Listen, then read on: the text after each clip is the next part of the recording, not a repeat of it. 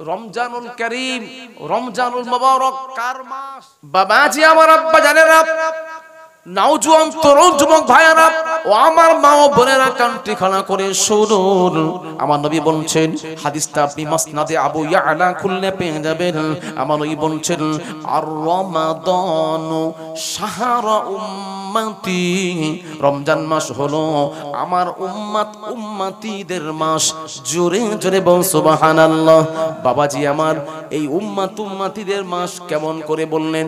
আমার নবী আল্লাহর কাছে কাকুত মিনতি করে বললেন, রব্বুল আলামিন, আল্লাহ গো আমার উম্মত উম্মতিদের নাজাত দেওয়ার জন্য, আল্লাহ গো উম্মত উম্মতিদের মাফ দেওয়ার জন্য এমন একটা মাস আপনি রেজিস্ট্রি করে দিন যে মাসের মর্যাদা অনেক বেশি হবে। আল্লাহ বললেন, হাবিব রে, আমি আল্লাহ সব সহ্য করতে পারি, আপনার চোখের পানি সহ্য করতে পারি না। আপনি বারবার উম্মত উম্মতিদের জন্য, নাজাতের জন্য আমার কাছে কান্নাকান্নি করছেন, আমার কাছে বলছেন, আল্লাহ গো উম্মতরা কি করে নাজাত যাবে, নাজাত কি করে পাবে, তার একটা ওসিলা বানিয়ে দিন, তার একটা মাধ্যম বানিয়ে দিন। আল্লাহ গো 12টা মাসের মধ্যে থেকে একটা মাস আমার উম্মত উম্মতিদের জন্য আপনি রেজিস্ট্রি করে দিন। হাবিব গো, আপনার উম্মত উম্মতিদের জন্য আমি এমন একটা মাস দেব যে মাসটা 11-12টা মাসের থেকে সবচাইতে শ্রেষ্ঠ মাস, যেই মাসে আমি আল্লাহ শাহরু রমাদানাল্লাযী উনজিলা ফীহিল কুরআন, যেই মাসেতে আমি আল্লাহ পবিত্র কালামুল্লাহ শরীফ অবতীর্ণ করেছি, ওই মাসটা আপনার উম্মত উম্মতিকে আমি আল্লাহ দিয়ে দিলাম। জোরে জোরে বলুন। নিজের জিনিসের যত্ন বেশি নি না পরের জিনিসের? কথা বলেন। নিজের জিনিসের যত্ন বেশি, মায়া বেশি। তা রমজান মাস তো এটা অন্য কারোর মাস নয়, আমাদেরই মাস। আমার নবীর মুখের দিকে তাকিয়ে আমাদেরকে আল্লাহ পাক উপঢৌকন দিয়েছেন, সেই মাসটা আমাদের মাস। আমরা কি করব একটু ভেবে নেন। আল্লাহ আমাদের দিয়েছেন, আপনি রোজা করবেন কি করবেন না সেটা আপনার ব্যক্তিগত ব্যাপার। আমার নবী বলছেন, যে ব্যক্তি মাহে রমজান পেল অথচ নিজের জীবনের গুনাহ মাফ করিয়ে নিতে পারল না, তার মতো হতভাগা কেউ নাই। রমজান মাস গুনাহ মাফ করিয়ে নেয়ার একটা ওসিলা। বাবাজি আমার, আল্লাহ জানালেন, আল্লাহ বললেন, ইয়া আইয়ুহাল্লাযীনা আমানু কুতিবা আলাইকুমুস সিয়াম। আল্লাহ বললেন, হে ঈমানদার বান্দা বান্দীরা, আমি আল্লাহ তোমাদের জন্য রোজাকে ফরজ করেছি, তোমাদের জন্য রোজাকে ফরজ করেছি। তোমরা রোজা রাখছো, অনেক ইবাদত করছো, তোমরা রোজা করে জানো নিজেদেরকে আত্মগরিমা দেখাবে না। আল্লাহ গো, আমরা 12 ঘন্টা 14 ঘন্টা না খেয়েছিলাম আল্লাহ, আমরা যে ইবাদত করেছি অন্য কেউ করেনি। এই ইবাদত করলে গরম আসে, গরম এসে যায়, ইবাদতের গরম। বাবাজি আমার, টাকা থাকলে মানুষের মধ্যে টাকার গরম এসে যায়, রূপ থাকলে মানুষের মধ্যে রূপের গরম এসে যায়, কি আসে না? আমি যদি বড় আলেম হই, আমার মধ্যে একটা ইলমিয়াতের গরম থাকে, আমি যা বুঝি কেউ বোঝে না, গরম আসে। আল্লাহ বলছেন, এই গরম তোমার মধ্যে না আসে, তুমি 1 মাস রোজা রাখবে, মনে করো না যে আমি আল্লাহর অনেক মকবুলিয়ত বান্দা হয়ে গেছি, না না না। কামা কুতিবা আলাল্লাযীনা মিন ক্বাবলিকুম, আমি আল্লাহ আদম নবী থেকে ঈসা রূহুল্লাহ পর্যন্ত যত নবী পাঠিয়েছি, সমস্ত নবীর উম্মতের উপরে আমি আল্লাহ রোজা ফরজ করেছিলাম। তোমাদের উপরে আমি আল্লাহ রোজা দিচ্ছি, তবে কিন্তু তাদের সিস্টেমটা আলাদা ছিল, তাদের দিনটা আলাদা ছিল, তাদের মাসটা আলাদা ছিল। তোমাদের মাসটা হয়ে গেল রমজানের মাস। আমার নবীর খাতিরে তোমাদের জন্য রমজানের মাস রোজা ফরজ করেছি। কেন দিলাম আমি আল্লাহ? কারণটা কি? আমি আল্লাহ, আমার উদ্দেশ্য কি? কেন রমজানটা দিলাম? লাআল্লাকুম তাত্তাকুন। আল্লাহ বললেন, তোমরা যাতে করে তাকওয়া হতে পারো, মুত্তাকি হতে পারো, পরেজগার বান্দা হতে পারো। কেননা ওহুয়া আহলুত তাকওয়া ওয়া হুয়া আহলুল মাগফিরাহ। আমি আল্লাহ জানিয়ে দিলাম, যারা তাকওয়া অর্জন করবে তাদের জন্য আমি আল্লাহ মাগফিরাত রেখে দিয়েছি। জোরে জোরে বল সুবহানাল্লাহ। রমজানের রোজা রাখলে আল্লাহর সান্নিধ্য অর্জন করা যায়, বান্দার সঙ্গে আল্লাহর সম্পর্কটা খুবই কাছে হয়ে যায়। রমজানে রোজা রাখলে আত্মা শুদ্ধি হয়। বাবাজি আমার, রোজার মাধ্যমে আল্লাহর অনেক নৈকট্য অর্জন করা যায়, যেটা আপনি ইবাদতের মাধ্যমে করতে পারবেন না। রমজান মাসে রোজা রাখলে অটোমেটিক আপনার থেকে জীবনের গুনাহ ঝরে পড়ে যাবে। কেননা আমার নবী বললেন, আস-সাওমু জুন্নাতুন, রমজান হলো, রোজা হলো ঢাল স্বরূপ, ঢাল স্বরূপ।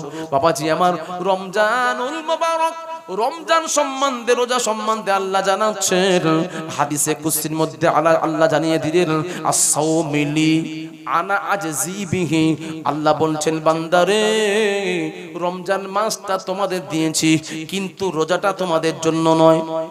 আমি আল্লাহ জানিয়ে দিলাম, আমি আল্লাহ কোন ইবাদতটা আমার জন্য বলি নাই। আমি আল্লাহ বলি নাই আল হজ্জুল, হজ আমার জন্য। আমি আল্লাহ বলি নাই as-সালাতুল, নামাজ আমার জন্য, এটা বলি নাই। আমি আল্লাহ একটা বলেছি, সেটা হলো কি as-সাওমুলি, রোজা আমার জন্য। ও আনা আজজি বিহি, তোমরা রোজা রাখবে, আমি আল্লাহ কতটা নেকি দেব না দেব সেটা আমার কাছে, আমি আল্লাহ মনে করলে উহুদ পাহাড় পরিমাণ নেকি তোমাদের নামায়ে আমালে দিয়ে দেব। জোরে জোরে বল সুবহানাল্লাহ।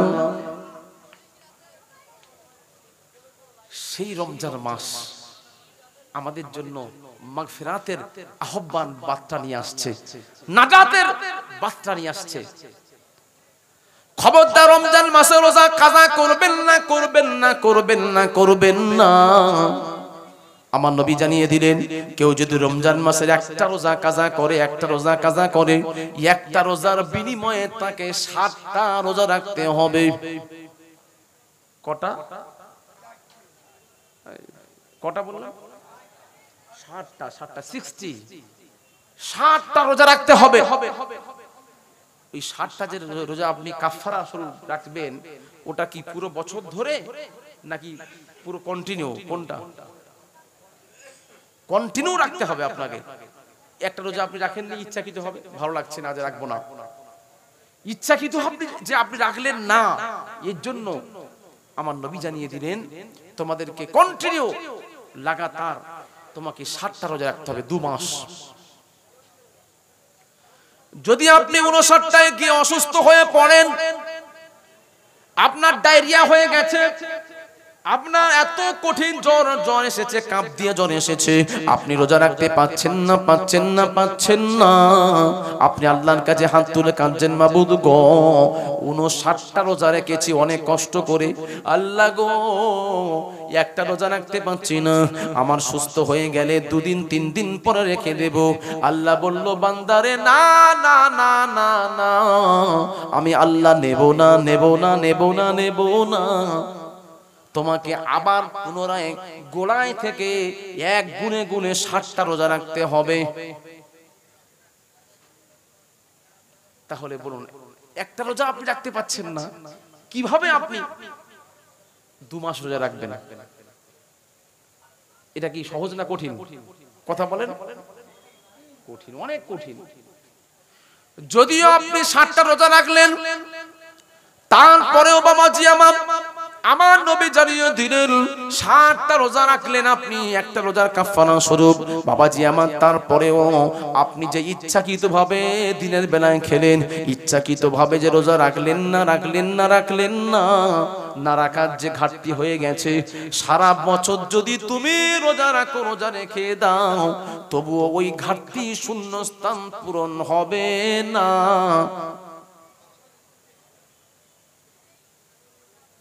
সারা বছর রোজা রাখলে ও যে একটা ঘাটতি হয়ে গেছে, ওই ঘাটতিটা পূরণ হবে না।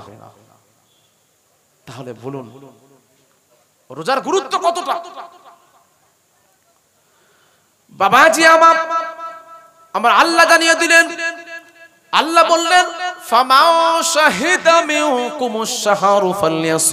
আল্লাহ বললেন, বান্দারে তোমরা যারা রমজান মাস পাবে তারা কোনো অজুহাত শোনা যাবে না। তোমরা অবশ্যই রোজা রাখবে। তুমি মনে করবে আল্লাহ গো আমি তো গরিব মানুষ, আমি ভ্যান চালিয়ে জীবিকা অর্জন করি, আমি কুলির কাজ করি, আল্লাহ গো আমি রোজা রাখতে পারবো না। আল্লাহ বলবেন ও সমস্ত অজুহাত আমি শুনবো না। 1 মাস আমি রোজা ফরজ করেছি, রোজা তোমাকে রাখতেই হবে। আপনাদের সোহাই বাজার এলাকার মানুষ অতি ভালো, এরা রমজান মাসে রোজা কেউ কাজা করে না। কিন্তু আমাদের ডায়মন্ড হারবার এলাকাতে দেখা যায় বিভিন্ন অজুহাত দেখায়, বলে হুজুর গরিব মানুষ কাজ করছি, রোজা রাখতে পারিনি, আমি অমুক হয়েছে রোজা রাখতে পারিনি, বিভিন্ন অজুহাত দেখায়। কিন্তু আপনাদের এই বাজার কেন্দ্রিক মানুষেরা, এলাকার মানুষেরা এরা অতি ভালো, এরা রমজানের রোজা কোনোদিন ছাড়ে না। কি ঠিক কিনা বলুন? আমার চাচা হাসছে।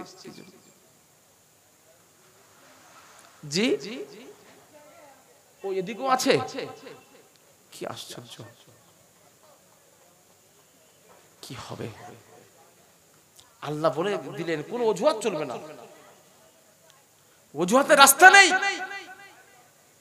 আল্লাহ রাব্বুল আলামিন পবিত্র কালামুল্লাহ শরীফের মধ্যে দুটো অপশন দিয়েছেন, আও আলা মারিদন আও আলা সাফারিন ফাইদ্দাতুম মিন আইয়ামিন উখর।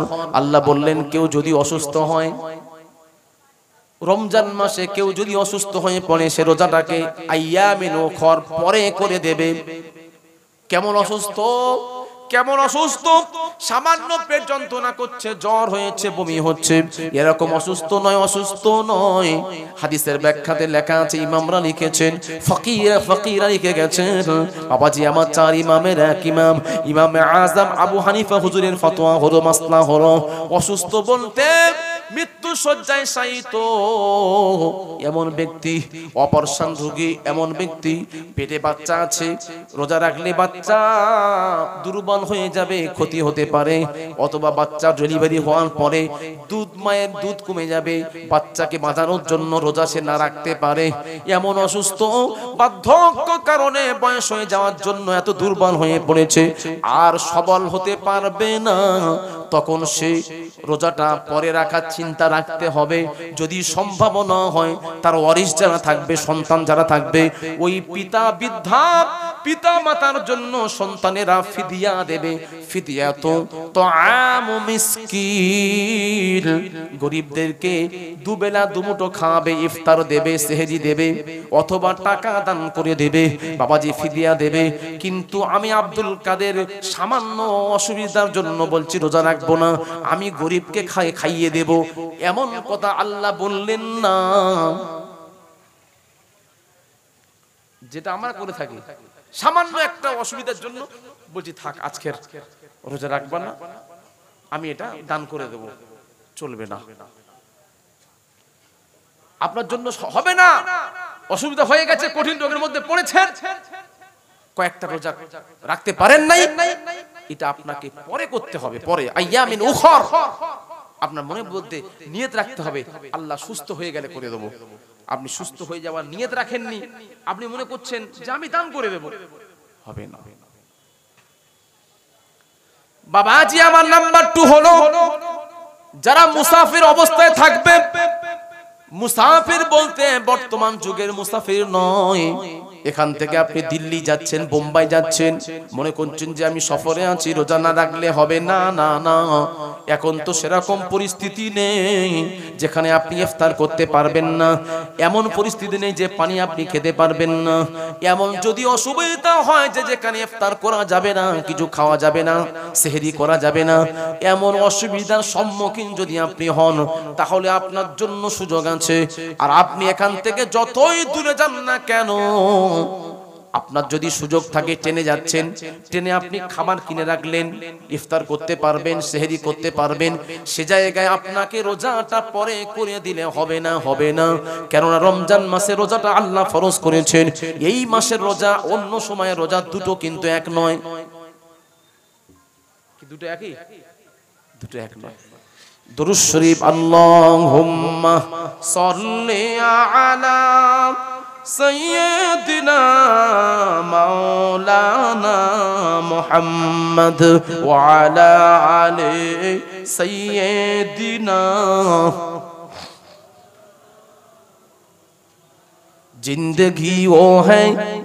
जिंदगी वो है जो यादें नबी में कटे বাবাজি আমার আশিক রাসূল বলছেন জীবন তো ওটাই যেটাই নবীর মোহাব্বতে কেটে যায় জোরে জোরে বলুন সুবহানাল্লাহ मौत वो है जो मदीने में जाकर मिले মৃত্যু তো ওটাই যেটা মদিনাতে গিয়ে হয় আশিকে রাসূলের চোখে মদিনা মদিনা মদিনা কেন কেন বাবাজি আমার মদিনা বাসের জন্য আমার নবী স্বতন্ত্র একটা কথা বলে দিয়ে গেছেন আমার নবী বললেন সমস্ত উম্মতিদের মধ্য থেকে মদিনাতে যারা ইন্তেকাল করবে তাদের জন্য আমি রাসূলুল্লাহ সর্বপ্রথম সুপারিশ করে জান্নাতের মেহমান বানিয়ে দেব জোরে জোরে বল সুবহানাল্লাহ এই জন্য আশিকে রাসূলের চোখে মদিনা মদিনা মদিনা বাবাজি আমার কবি বলছেন মौत वो है जो मदीने में जाकर मिले जिस पे मौला के इतना करम है इसे जिस पे मौला के इतना करम है इसे फिर किसी की इनायत नहीं चाहिए बलगल उला बेकमाल ही हसनत जमीओ खिसालिही ও আমার আব্বা জানেরা নওজোয়ান তরুণ যুবক ভাইয়েরা মা ও বোনেরা কণ্ঠি খোলা করে শুনুন কোন নবী দেখুন যে নবী উম্মত ছাড়া কিছুই বোঝেন না আমার নবী ইরশাদ করছেন রমজান মাসটাকে তিনটে ভাগে ভাগ করা হয়েছে আউয়ালুহু রহমাতুন প্রথম 10 দিন হলো রহমত প্রথম দশক হলো আল্লাহর রহমত ওয়া আউসাতুহু মাগফিরাতুন দ্বিতীয় দশক হলো মাগফিরাত বাবাজি যারা রহমতের হকদার হবে আল্লাহ তাদেরকে মাগফিরাত দিয়ে দেবেন গুনাহ maaf করে দেবেন ওয়া আখিরুহু ইতকুম মিনান্নার আল্লাহ রাসূল বলছেন যারা মাগফিরাতের অধিকারী হবে আল্লাহ তাদের জন্য জাহান্নামের আগুনকে হারাম করে দেবেন জোরে বলুন না সুবহানাল্লাহ ও আমার আব্বা জানেন না রমজান মাসে রোজা কাজা করবেন না এটাই আমাদের মাস আল্লাহর কাছ থেকে আমার নবী ছিনিয়ে নিয়েছেন আমার নবী উম্মত ছাড়া কিছু বোঝেন না আমার নবী আজ পর্যন্ত গুম্বাজে খিজরাতে উম্মাত করে চোখের পানি ফেলছেন কোন নবী দেখুন যে নবীকে আল্লাহ সাফিউল মুজনাবিন বানিয়েছেন আমার নবী হবেন শাফাআতুল কুবরা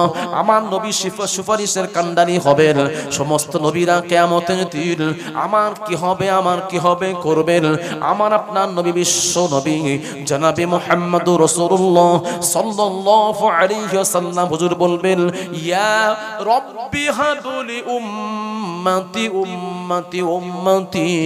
আল্লাহ গো আমার উম্মতিদের কি হবে যে নবী উম্মত ছাড়া কিছুই বোঝেন না সেই নবীর মুখে হাসি ফোটানোর জন্য আপনার রোজা অবশ্যই রাখতে হবে রাখবেন কেননা এই রমজান মাসটা আমার নবী আল্লাহর কাছ থেকে উম্মতের নাজাতের জন্য রেজিস্ট্রি করে নিয়েছেন সেই মাসে যদি আপনারা রোজা না রাখেন আমার নবী উম্মত বলে পরিচয় দিতে পারবেন না ও আমার আব্বা জানেরা কোন নবী দেখুন আল্লাহ রাব্বুল আলামিন আমার নবীকে এতটাই ভালোবেসেছেন আল্লাহ সমস্ত নবীদেরকে নাম ধরে ডেকেছেন আল্লাহ আদম নবীকে নাম ধরে ডেকেছেন ইয়া আদম আসকুল আনতা ওয়া যাওজুকাল জান্নাত আদম নবীকে আল্লাহ নাম ধরে ডেকেছেন নূহ নবীকে আল্লাহ নাম ধরে ডেকেছেন আল্লাহ পাক মুসা কালিমুল্লাহকে নাম ধরে ডেকেছেন আল্লাহ পাক ইব্রাহিম নবীকে নাম ধরে ডেকেছেন আল্লাহ পাক পবিত্র কোরআনে দাউদ নবীকে নাম ধরে ডেকেছেন সমস্ত নবীকে আল্লাহ নাম ধরে ধরে ধরে ডেকেছেন আমার নবীকে আল্লাহ নাম ধরলেন না ধরলেন না ধরলেন না আমার নবীকে আল্লাহ ডাকলেন ইয়া আইয়ুহান নবী হে আমার নবী হে আমার রাসূল আল্লাহ পাক কোরআনে 4 জায়গায় নবীর নাম ধরেছেন কেন নবীর পরিচয় দেওয়ার জন্য আল্লাহ বলছেন নবী মুহাম্মদ অন্য কেউ নয় আমি আল্লাহ জানিয়ে দিলাম মুহাম্মাদুর রাসূলুল্লাহ মুহাম্মদ হলেন আমি আল্লাহ আমার নবী মুহাম্মদকে আল্লাহ নবী বলে স্বীকৃতি দিয়েছেন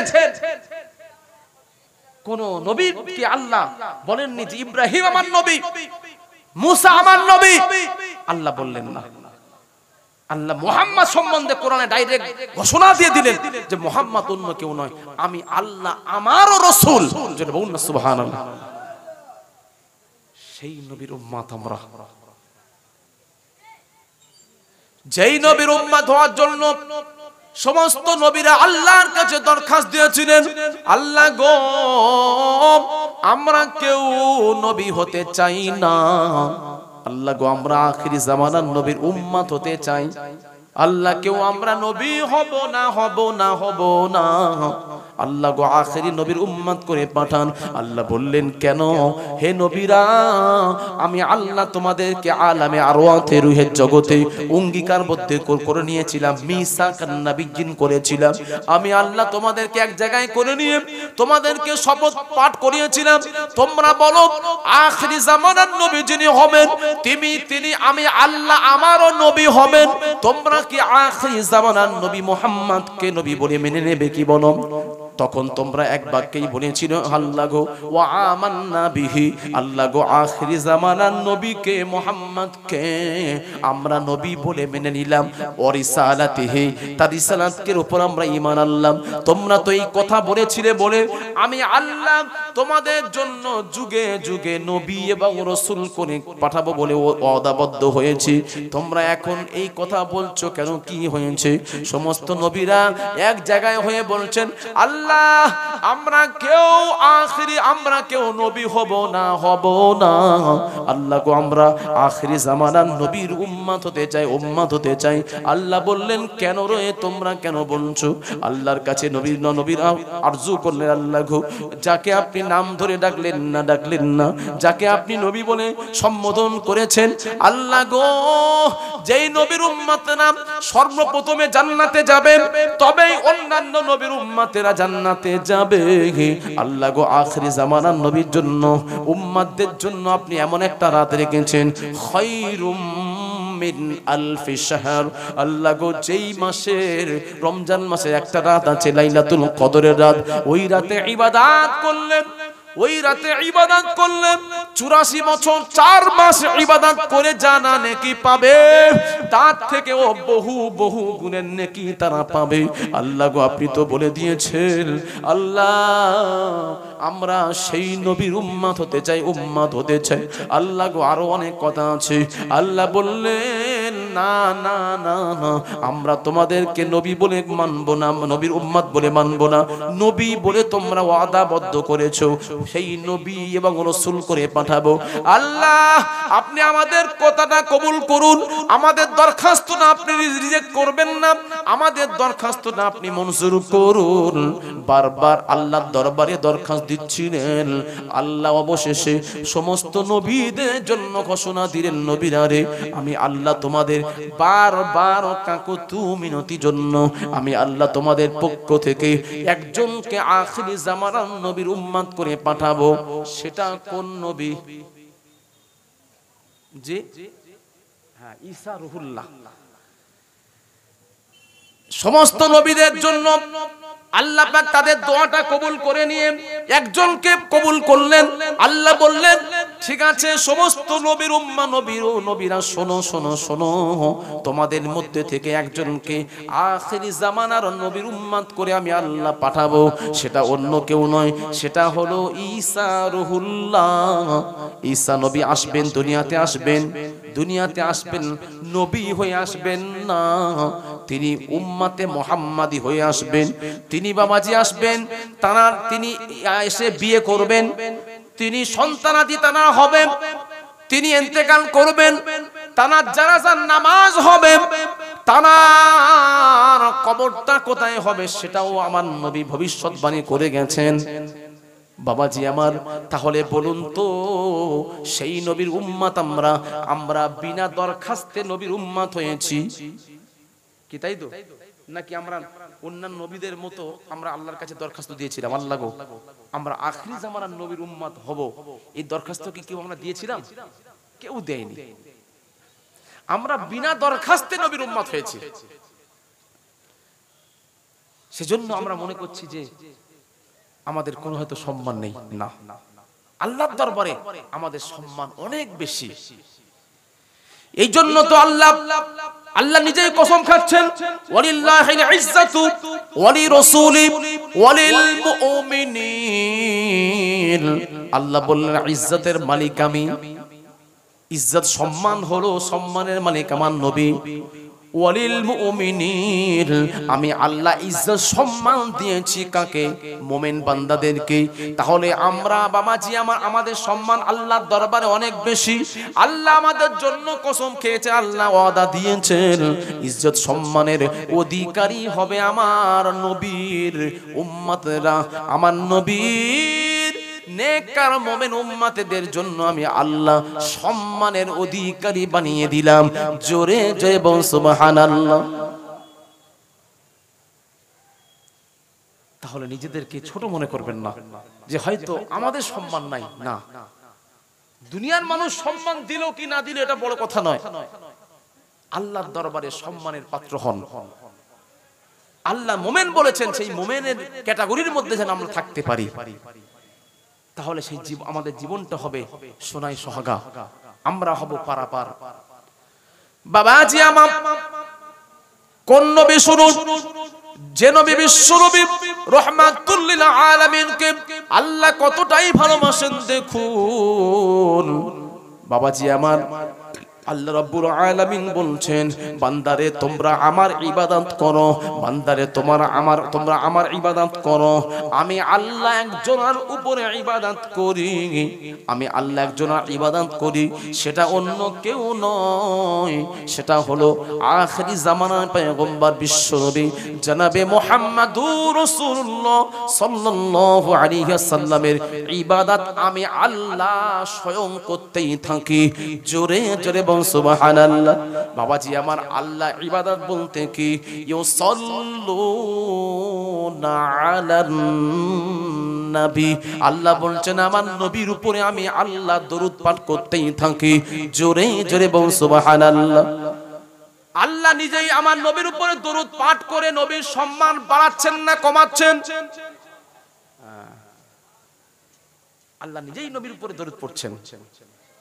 আল্লাহ বলছেন বিশ্বের মুমিন মুসলমানেরা তোমরা দরুদ পাঠ করো, আমি আল্লাহ আমিও করি। তাহলে আল্লাহ দরুদ পাঠ করছেন নবীর উপরে, নবীর সম্মান আল্লাহ বাড়াচ্ছেন। বাবাজি আমার, কোরআন খুললে আপনি পেয়ে যাবেন। বাবাজি আমার, আমরা কসম কাটি, আমরা কসম খাই কি খাই না? কসম খাই আমরা কি? আপনারা খান তো কসম? কোথায় কোথায়? হ্যাঁ চাচা ঠিক বলে। এই কসম যে আমরা খাই, কিভাবে কসম খাই? আল্লাহর নামে না অন্য কারোর নামে? ও আল্লাহর নামে বেশি খান, তার মানে অন্য নামে কম খায়। অন্য কি নামে খান দেখি শুনি আমি একটু। আল্লাহ ছাড়া অন্য কি নামে আপনারা কসম খান? আল্লাহর নামে না, অন্য কোনো নাম নয় তো? তাহলে আপনি বললেন অন্য নামে, বললেন যে বেশি খায়, বলছে আল্লাহর নামে বেশি খায়, তার কমটা কার নামে খান? হয়তো আপনাদের এলাকার মানুষরা আলেমদের সোহবতে শিখে জেনেছে যে আল্লাহ ছাড়া কারোর নামের কসম খাওয়া যাবে না। কিন্তু আমি বিভিন্ন জায়গাতে ঘুরি, মেদিনীপুরে গেছিলাম, তারা বলছে হুজুর আমাদের এলাকায় তো অনেক নামের কসম হয়, শুধু আল্লাহর নামে যে কসম খায় তা নয়। তারা বলে বেটার নামের কসম, তারা বাপের নামের কসম খায়। যে আমি আমার মায়ের কিরে খেয়ে বলছি, মায়ের নামের কসম খায়। এই সমস্ত কসম আপনাদের এলাকা নেই তো মনে হয়? জি এদিকে আছে, এদিকে নেই। আল্লাহর নাম ছাড়া অন্য কোন নামের কসম খাওয়া যাবে না, যাবে না। আল্লাহর নাম ছাড়া অন্য কোন নামের যদি কসম খান, এটা হবে শিরকে নাজির, এটা হবে শিরকের গুনাহ হবে, কাবিরা গুনাহ হবে। আল্লাহর নাম ছাড়া অন্য নামের কসম আপনি খেতে পারেন না, এটা শরীয়ত আপনাকে হুকুম দেয়নি। বাবাজি আমার, আল্লাহর নামের কসম খেতে বলেছেন, নবীরা খেয়েছেন, আমরাও খাই, অসুবিধা নাই। এখন প্রশ্ন, কসম আমরা খাই কেন? আমরা যে কসম খাই কি জন্য খাই? হ্যাঁ ঠিক, রাইট কথা, ঠিক বলেছে। যে কোন কথাটাকে বিশ্বাসযোগ্য আনার জন্য। যে বিশ্বাস করছে না, তখন আমি কসম করছি, আরে আল্লাহর কসম করে বলছি ভাই আমি তো টাকা নিইনি। তখন ও যে সন্দেহ করছিল, তখন বলছে না, যখন কসম খাচ্ছে তাহলে এই টাকা নেয়নি। তাহলে কথাটা বিশ্বাসযোগ্যতা আনার জন্য কসম খাই। বাবাজি আমার, আল্লাহ রাব্বুল আলামিন বলছেন, দুনিয়ার মানুষেরা তোমরা আমার নামের কসম খাও, আমার নামের কসম খাও, আর আমি আল্লাহ একজনের নামের কসম খাই। সেটাকে জি জোরে বল, শুনতে পাচ্ছি না। নবীজির নামে আল্লাহ বলছেন, আল্লাহু ইয়ামাহু, আল্লাহ বলছেন আমি একজনের নামের কসম খাই, সেটা অন্য কেউ নয়, অন্য কেউ নয়, সেটা হলো মুহাম্মাদুর রাসূলুল্লাহ। আমি আল্লাহ আমার নবী মুহাম্মাদের উপরে আমি আল্লাহ কসম খাই। জোরে জোরে বল সুবহানাল্লাহ। ও আমার আব্বা জানেরা, আল্লাহ স্বয়ং আমার নবীর নামের কসম খাচ্ছেন, আমার নবীর নামের কসম খেয়ে আমার নবীর সম্মানটা বাড়াচ্ছেন না কমাচ্ছেন? আল্লাহ নিজেই আমার নবীর নামের কসম খেয়ে নবীর শানকে আল্লাহ বাড়াচ্ছেন। আল্লাহ বাবাজি আমার, আল্লাহ বলছেন হাবিব রে আপনি কষ্ট নেবেন না, নেবেন না, নেবেন না। 30 পারা খুলুন, সূরা ইনসিরার মধ্যে আল্লাহ জানাচ্ছেন, আলাম নাশরাহ লাকা সাদরাক ওয়া ওয়াদা'না আনকা বিজরাক আল্লাযী আনকাদা যাহরাক ওয়া রাফা'না লাকা যিকরাক। আল্লাহ বললেন হাবিব আমি আল্লাহ আপনার ওপেন হার্ট করেছি, আপনার সিনা চাক করেছি, অন্য কোন নবীর সিনা চাক করি না, করি না, করি না। আল্লাহ বললেন হাবিব রে আপনার ওপেন হার্ট করেছি কেন? আপনার সম্মান বাড়ানোর জন্য। যখন যে সমস্যায় আপনি সম্মুখীন হবেন, যাতে করে আপনি সমস্যার সম্মুখীন না হন, বাধা না পড়েন, এই জন্য আমি আল্লাহ আগে থেকে আপনাকে একবার নয়, দুবার নয়, তিনবার নয়, চারবার আপনার 63 বছরের জিন্দেগিতে আপনাকে ওপেন হার্ট করেছি। ওপেন হার্ট করে সমস্যা সমাধান করে নিয়ে আমি আল্লাহ আপনার সিনাকে আবার বেঁধে দিয়েছি, জমজম পানি দ্বারাই পরিবর্তনে ধুইয়ে দিয়েছি। ও আমার আব্বা জানেনা, আমার নবীকে আল্লাহ বলছেন হাবিব আমি আল্লাহ আপনাকে এতটাই ভালোবাসি, ওয়া রাফা'না লাকা যিকরাক। আল্লাহ বলছেন হাবিব আমি আল্লাহ আপনার শানকে, মর্যাদাকে বাড়িয়ে দিলাম, আপনার সম্মানকে বাড়িয়ে দিলাম। এই কথা বলার পরেও আল্লাহ নিজেকে ধরে রাখতে পারছেন না। আল্লাহ বললেন যাও জিবরাইল, চলে যাও আমার হাবিবের কাছে। আমার হাবিবকে আমি আল্লাহ জানিয়ে দিয়েছি, আমার হাবিবের সম্মান বাড়িয়েছি। আমার হাবিব কতটা খুশি একটু জেনে এসো।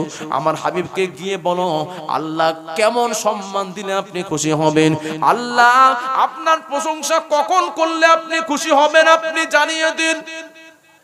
যাও রে জিবরাইল, আমার হাবিবের কাছে গিয়ে তুমি সালাম জানাবে, আমার হাবিবের কাছ থেকে জেনে আসবে কেমন সম্মান আমি আল্লাহ দিলে আমার হাবিব খুশি হবেন। সকালে সম্মান দিলে খুশি হবেন না বিকালে, না সর্বাত্রে সম্মান দেব, না কতটা সম্মান দেব, একটু জেনে এসো। জিবরাইল এসে আমার নবীকে বললেন, ইয়া রাসূলুল্লাহ, ইয়া হাবিবাল্লাহ, হুজুর আল্লাহর পক্ষ থেকে আমি আপনার কাছে এসেছি। আল্লাহ আপনার উপর আয়াতে কারিমা অবতীর্ণ করেছেন, ওয়া রাফা'না লাকা যিকরাক। আল্লাহ বলেছেন হাবিব আপনার সম্মান আমি বাড়িয়ে দিচ্ছি। কেমন বাড়ালে আপনি খুশি হবেন আপনি বলুন। আমার নবী বললেন, জিবরাইল আমি রাসূলুল্লাহ সম্মানের যোগ্য নই, যোগ্য নই, যোগ্য নই। যদি আল্লাহ আমাকে সম্মান দেয়, দিতে পারে, সম্মান দিলেও খুশি, না দিলেও খুশি। আমার নবীর কথা শুনে আল্লাহ পাক বললেন, হাবিবেরে আমি আল্লাহ অন্তর্যামী, সামিউম বাসীর, আমি আল্লাহ সবই শুনি, সবই দেখি। আল্লাহ বললেন, হাবিব আমি আল্লাহ কথা দিলাম, ইযা যুকিরতু যুকিরতা মা'i, আমি আল্লাহ কথা দিলাম যেখানে আমার জিকির হবে সেখানে আপনার জিকির হবে। আমার জিকির মানে আপনার জিকির। জোরে জোরে বল সুবহানাল্লাহ, আরো জোরে। বাবাজি আমার হাদিসে কুদসি খুললে আপনি পেয়ে যাবেন। শেফায়ে কাজী আয়াজ শেফা শরীফের মধ্যে লিখছেন, ইজা যুকিরতু যুকিরতা মা'ের পরে লিখছেন, জাআলতুকা যিকরা মিন যিকরি। আল্লাহ বলছেন হাবিব রে, জাআলতুকা আমি বানিয়ে দিলাম তোমার জন্য, যিকরা মিন যিকরি তোমার জিকিরটাকে আমার জিকির বানিয়ে দিলাম। আমি আল্লাহ জানিয়ে দিলাম, জাআলতুকা যিকরা মিন যিকরি ফামান যাকারাকা যাকারনি। হাবিব রে যেখানে আপনার নাম উচ্চারণ হবে আপনার নামটা আমার নাম হয়ে যায়। জোরে জোরে বলুন। আল্লাহ জানাচ্ছেন, আল্লাহ বললেন হাবিব আমি আপনাকে বাদ দিনা আমি আল্লাহ সর্বান্তে আপনাকে জুড়ে রেখেছি। আমি আল্লাহ কলেমাতে লিখে রেখেছি। আমি আল্লাহ যেখানে সমাসের মাকতুবান কাওয়াইদান আলাল আরশি, মাকতুবান কাওয়াইদান আলাল আরশি, লা ইলাহা ইল্লাল্লাহু মুহাম্মাদুর রাসূলুল্লাহ। আল্লাহ বললেন হাবিবের আমি আপনাকে কতটা না ভালোবাসি। আমি আল্লাহ আরশে আজিমের পায়াতে চৌকাঠে লেখা আছে, লা ইলাহা ইল্লাল্লাহু মুহাম্মাদুর রাসূলুল্লাহ। আমি আল্লাহ তো মনে করলে লিখে রাখতে পারতাম লা ইলাহা ইল্লাল্লাহ, আমার নাম তো লিখে রাখতে পারতাম, আপনার নামটাকে বাদ দিতাম। কিন্তু না না না না, আমি আল্লাহ ওয়াদাবদ্ধ হয়েছি যেখানেই আপনার নাম সেখানেই আমার নাম থাকবে। আমার নামের সাথে আপনার নামটাকে আমি আল্লাহ জুড়িয়ে দিলাম। জোরে জোরে বল সুবহানাল্লাহ। দরুদ শরীফ আল্লাহুম্মা।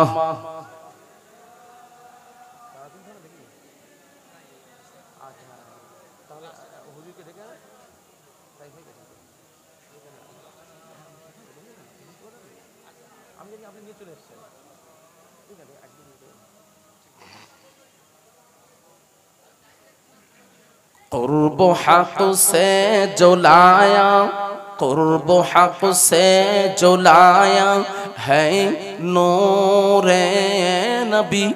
ओ मोहम्मद सल्लल्लाहु अलैहि वसल्लम, ओ मोहम्मद मदीने में मौजूद है, इसलिए जो उम्मत को ख्याले अदब हर मुसलमान की सीने में मौजूद है, ला इलाहा इल्लल्लाह। जोरे जोरे ला इलाहा।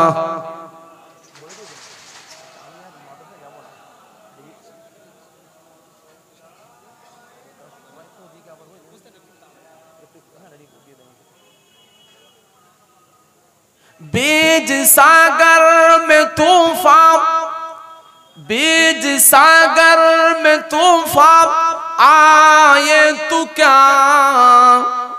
कश्तिये दीन हक को डुबाएगी क्या। डूब सकता नहीं है, डूब सकता नहीं ये सफीना मेरा। सफीना माने নৌকা।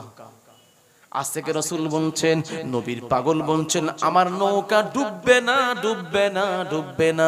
क्योंकि কেন? কামলি ওয়ালে সফিনে में मौजूद है। अल्लाहुम्मा सल्ली अला मौलाना मुहम्मद व अला आले सय्यिदिना।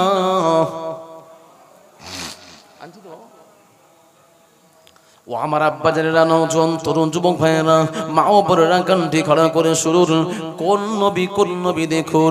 আল্লাহ যে নবীকে নিজের নামের পাশে রেখেছেন, আল্লাহ আজানের মধ্যে রেখেছেন, আকামাতের মধ্যে রেখেছেন, খুতবাতে রেখেছেন, কলেমার মধ্যে রেখেছেন, আল্লাহ কোথাও আমার নবীকে বাদ দিলেন না, দিলেন না, দিলেন না। ও আমার আব্বা জানেরা, হাদিস পাকের মধ্যে লেখা আছে লা ইলাহা ইল্লাল্লাহু মুহাম্মাদুর রাসূলুল্লাহ। কিন্তু দুঃখের বিষয় হলো এখন ইউটিউব মূল বিষয় বেরিয়েছে অনেক বাংলাদেশ থেকে বাবাজি আমার, তারা বলছে লা ইলাহা ইল্লাল্লাহ হলো কলেমা, মুহাম্মাদুর রাসূলুল্লাহ এটা কলেমা নয়। শুনেননি যে কলেমা হচ্ছে লা ইলাহা ইল্লাল্লাহ, এই পর্যন্ত, আল্লাহ ছাড়া কোনো মাবুদ নেই। এই তারপরে যে এই মুহাম্মাদুর রাসূলুল্লাহ এটা হচ্ছে সংযোজন করা হয়েছে, এটা হচ্ছে এক্সট্রা না। হাদিস, বহু হাদিস পাকের মধ্যে সরাসরি লা ইলাহা ইল্লাল্লাহু মুহাম্মাদুর রাসূলুল্লাহ লেখা আছে। হাদিসের কিতাবের নাম নোট করুন বাবাজি আমার, কানজুল উম্মানের মধ্যে আছে। ও আমার আব্বা জানেরা, মুসনাদে আবু ইয়ালা খুললে আপনি পেয়ে যাবেন। আমার কাছে বাবাজি আমার নোট করা আছে, কিন্তু পরিস্থিতি এখানে নেই যে আমি আপনাদের সামনে দেখাবো।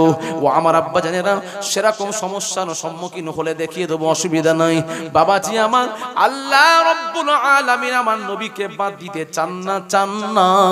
তার একটা দৃষ্টান্ত শুনে নিন বাবাজি আমার। আমার নবী আংটি ব্যবহার করতেন, আংটি। প্রথম যে আংটি ব্যবহার করে সেটা ছিল স্বর্ণ। আংটিতে খোদাই করা ছিল আল্লাহ রসুল মোহাম্মদ। আংটি কেন ব্যবহার করতেন? আমার নবী তো সই করতেন না আংটি দ্বারা। আমার নবী বিভিন্ন দরবার থেকে চিঠি আসতো, চিঠির নিচে স্টাম্প করে দিতেন। চিঠিগুলো আসতো নবীর দরবারে, নবী স্টাম্প করতেন আংটি দ্বারা।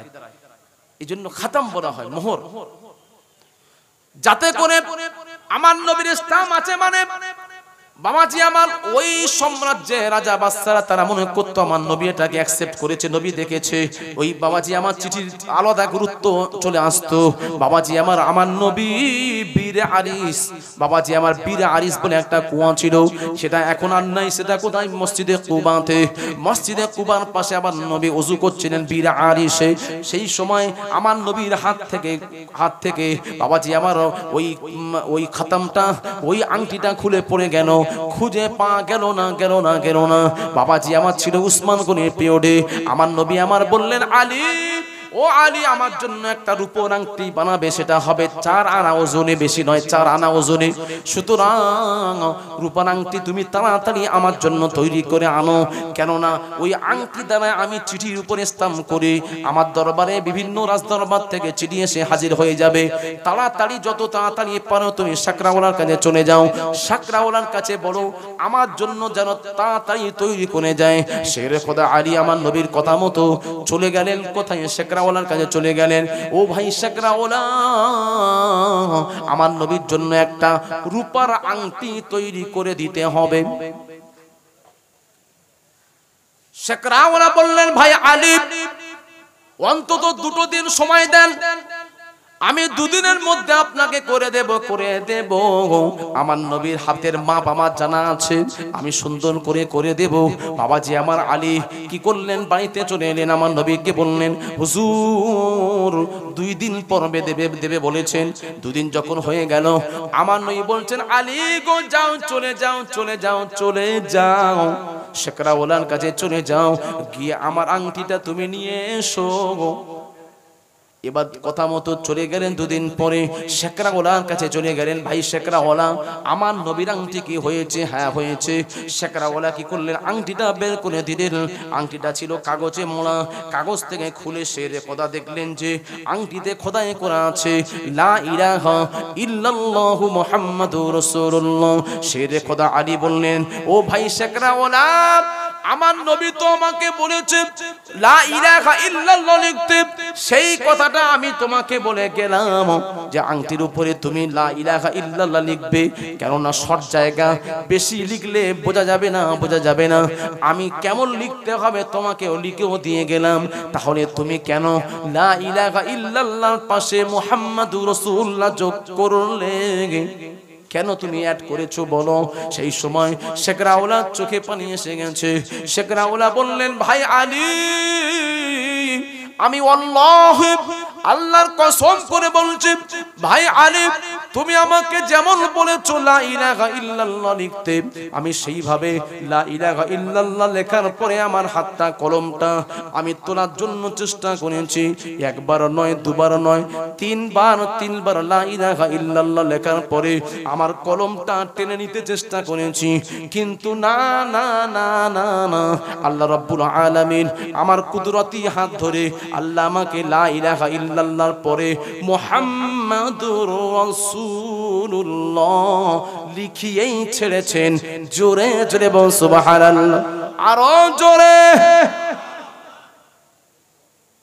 এটা আপনি কোথায় পাবেন? খাসাইসুল কুবরা আল্লামা জালালউদ্দিন আস-সুয়ুতি, যিনি পঞ্চম সাদিদ মুজাদ্দিদ ছিলেন, যিনি 2 লক্ষ হাদিসের হাফেজ ছিলেন, অত বড় ইমাম, তিনি তার খাসাইসুল কুবরার মধ্যে এই হাদিসটা তিনি এনেছেন। বাবাজি আমার আলী কোনো কথা বললেন না। আলী মনে করছেন, আল্লাহ কি করব, আমার নবীর কাছে কি করে মুখটা দেখাবো? আমার নবী বলেছেন লা ইলাহা ইল্লাল্লাহ লিখতে, হয়ে গেল মুহাম্মাদুর রাসূলুল্লাহ। আমার নবীর কথার মুখালিফাত হয়েছে। আল্লাহ গো, আমার নবীর সামনে কেমন করে আমি মুখ দেখাবো? এই মনে করে আলী কি করলেন, শেকরাওয়ালার কথা শুনে চোখের পানি পড়া দেখে আলী ওটা মান্যতা দিলেন, মেনে নিলেন, কিছু বলতে পারলেন না। ওখান থেকে কি করলেন, আংটিটা নিয়ে চলে এলেন।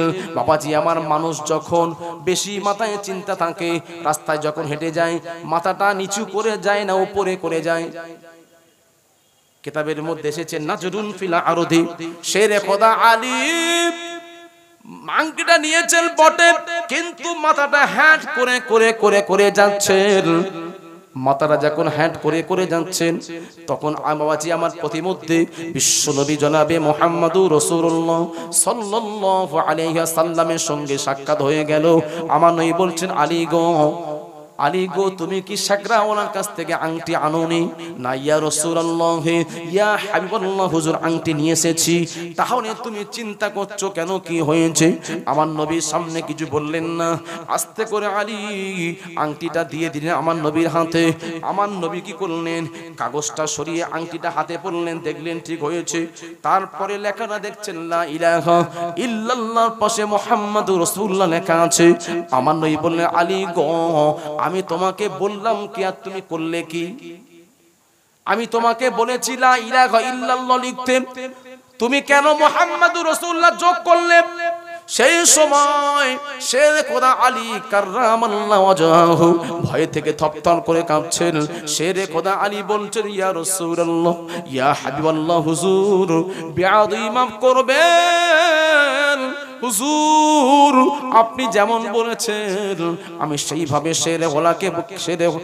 আমি সেইভাবে শেকরাওয়ালাকে বলেছি। শুধু বলি নাই, আমি আবার লিখে দিয়েছি যাতে করে ভুল না হয়।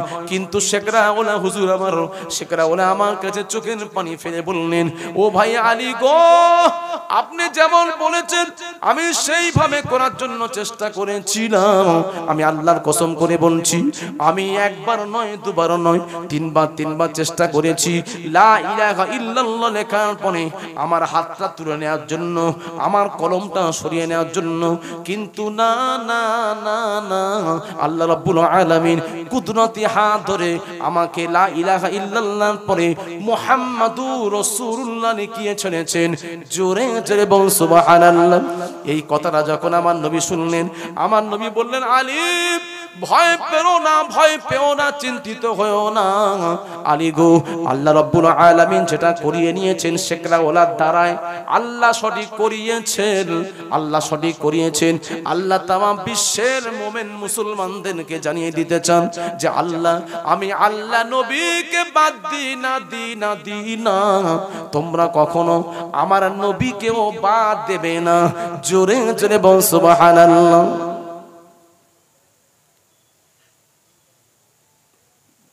দেখেন কোন নবী, যে নবীকে আল্লাহ তার নামের পাশ থেকে বাদ দিচ্ছেন না।